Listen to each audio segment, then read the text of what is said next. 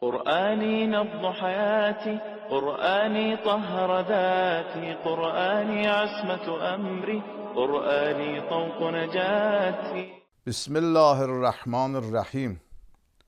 Uca yaradan Allahın adıyla. Salam əziz tamaşaçılar və hürmətli dinləyicilər. Müxtəsər və faydalı təfsir proqramı ilə yenidən sizinlə birləşdik. 6-cı hissə Ələq surəsi 15-19-cu ayələrdən ələ edilən mesaj və nəticələr. Tövbə qapısı hamı üçün açıqdır.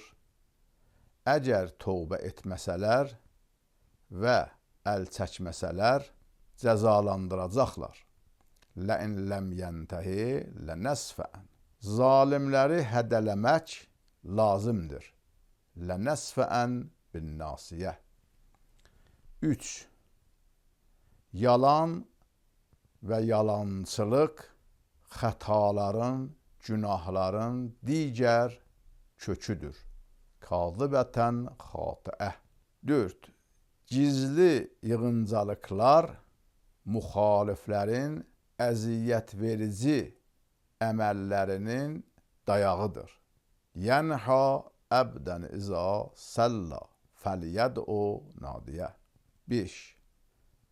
Həzrəti Peyğəmbərin sallallahu aleyhi və aleyhi və səlləm müxalifləri mütəşəkkil olmalarına baxmayaraq məqsədlərinə nail olmadılar. Fəliyəd'u nadiyə.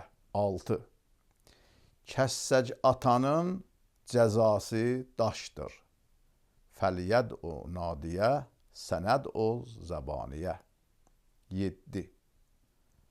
Allahın qüdrəti bütün məkriləri, planları puça çıxarır.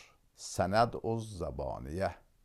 Başqaların qadağaları qabağında siz ibadət məsələlərini israrla davam etdirin. Yənhə əbdən izə səlla vəscud. 9. Öncə zülmə etiraz, sonra ibadət. La tuti'hu vəscud. İnsanları namazdan uzaqlaşdıran Əbu Cəhl kimlərə itaət etmə. Əksinə Allaha ibadət və səcdə et. 10. Səcdə Allaha yaxınlaşmaq üçün ən yaxşı vasitədir. Vəscud vəqdərib. Əssalamu aleykum və rəhmətullahi və bərəkatuh.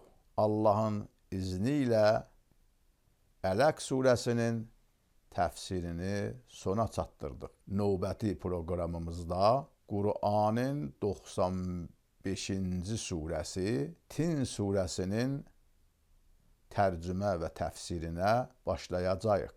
Yenidən görüşmək ümidi ilə Allah amanında qalın.